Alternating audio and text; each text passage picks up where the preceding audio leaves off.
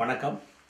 2016 October மாதம் விருச்சிக ராசி நேயர்களுக்கு என்ன மாதிரியான கிரக பலன்கள் நடைபெறும் என்று பார்க்கின்ற பொழுது, உங்களுடைய ராசிக்கு ராசியிலே சனி பகவானும், 4ஆம் இடத்திலே கேது பகவானும், உங்களுடைய ராசிக்கு 10ஆம் இடத்தில் ராகு பகவானும், 11ஆம் இடத்தில் குரு பகவானும் சஞ்சாரம் செய்கின்ற காலங்கள் உங்களுக்கு ஓரளவு சிறப்பானது என்று தான் சொல்ல வேண்டும்.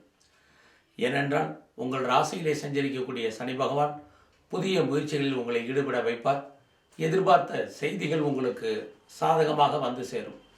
புதிய விஷயங்களை கற்பதிலும், புதிய விஷயங்களில் ஈடுபாடு கொள்வதிலும், அதனை அடைவதற்கு வெற்றியை பாடுபடுவதற்கான வாய்ப்புகளையும் இக்காலங்களிலே சனி பகவான் உருவாக்குவார். மேலும் 4ஆம் இடத்திலே இருக்கக்கூடிய கேது பகவான் உங்களுக்கு புதிய கல்வியையும், ஒரு சிலருக்கு உயர்கல்வியையும் கொடுக்க வைப்பார்.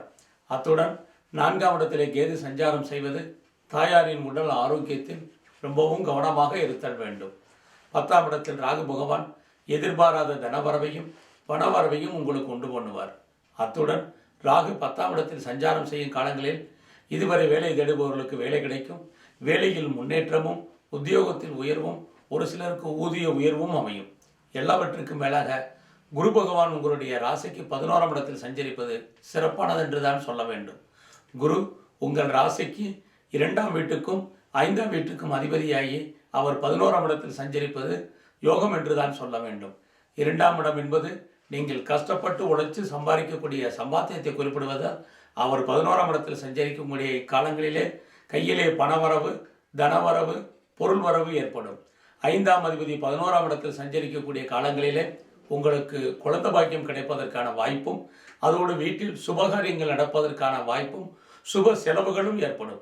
5ஆம் இடம் என்பது நம்ம வீட்டில் நடக்கக்கூடிய சுபகாரியங்கள், கல்யாணம், காதுகுத்து, சடங்கு, மொட்டை போடுவது மற்றும் கிரகப்பிரவேசம், இது மாதிரியான சுப காரியங்கள், சுப நிகழ்ச்சிகளை சொல்வதாகும். அத்துடன் ராகு 10ஆம் இடத்தில் சஞ்சரிக்கக்கூடிய காலங்களில் வெளிநாடு, வெளிமாநிலங்கள், தூரதேச பிரயாணங்களிலிருந்து நமக்கு வரக்கூடிய செய்திகள் சாதகமாக வந்து சேரும். மேலும் குரு பகவான் 11ஆம் இடத்தில் சஞ்சரிக்கக்கூடிய காலங்களிலே அடிக்கடி நீங்கள் இந்த மாதம் டூர் போவதற்கோ அல்லது உல்லாசமாக வெளியூர், வெளிமாநிலம் போவதற்கோ அல்லது வெளிநாடு போவதற்கோ ஒரு சிலருக்கு சந்தர்ப்பங்கள் வந்து சேரும். மேலும் உங்களுடைய ராசிக்கு 2ஆம் இடத்தில் செவ்வாய் பகவான் சஞ்சாரம் செய்வது நற்பலன் என்று தான் சொல்ல வேண்டும்.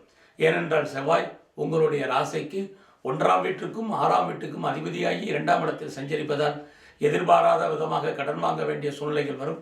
அதிலேயும் நாம் சுப செலவுகள் பண்ண வேண்டிய சூழ்நிலைகள் வரும். அத்துடன் கேது பகவான் 4ஆம் இடத்தில் சஞ்சாரம் செய்யக்கூடிய காலங்களிலே இடம் வாங்குவதற்கு, மனை வாங்குவதற்கு அல்லது வண்டி வாகனங்கள் வாங்குவதற்கு, அதிலே முதலீடு செய்வதற்கான இக்காலங்களும் சிறப்பாக இருக்கும்.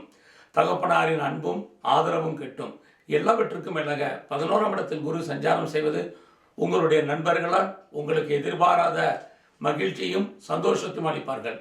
அதோடு நண்பர்களால் உங்களுக்கு சகாயமும் ஆதாயமும் ஏற்படுவதற்கான காலங்கள் உண்டு.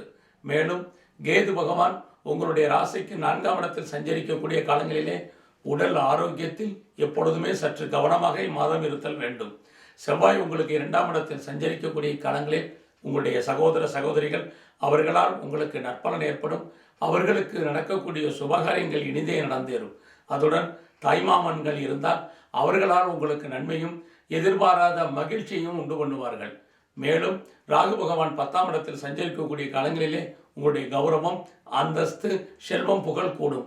குரு பகவான் 11ஆம் இடத்தில் சஞ்சரிக்கக்கூடிய காலங்களிலே உங்களுடைய விருப்பங்கள் பூர்த்தியாக வேண்டிய காலங்கள் உண்டு. மொத்தத்தில் இம்மாதம் உங்களுக்கு ஒரு சிறப்பான மாதம் என்றுதான் சொல்ல வேண்டும். இக்காலங்களிலே நீங்கள் வணங்க வேண்டிய தெய்வம் என்று எடுத்துக்கொண்டால் கேது பகவான் 4ஆம் இடத்தில் சஞ்சரிக்கக்கூடிய காலங்களிலே நீங்கள் இம்மாதம் முழுவதும் விநாயகரை வழிபட்டு வர மிகவும் நற்பலன் ஏற்படும். அத்துடன் குரு பகவானும் உங்களுடைய ராசிக்கு 11ஆம் இடத்தில் சஞ்சரிப்பதால் நீங்கள் மகாவிஷ்ணுவை வணங்கி வர மிகவும் நற்பலன் ஏற்படும். நன்றி, வணக்கம்.